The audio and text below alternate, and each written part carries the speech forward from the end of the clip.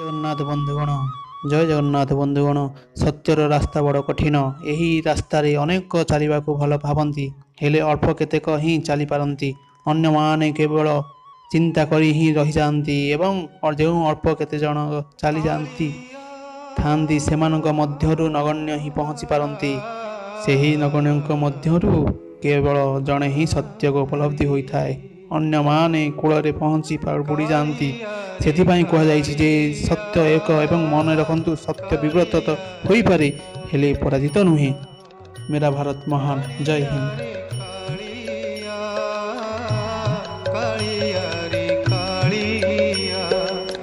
ଏ ଜନମ ପରେ ଆର ଜନମକୁ, ଏ ଜନମ ପରେ ଆର ଜନମକୁ କରିବୁ ମୋତେ ତ ଜମି ହଳିଆ। କାଳିଆ ରେ କାଳିଆ, କାଳିଆ ରେ କାଳିଆ, କାଳିଆ ରେ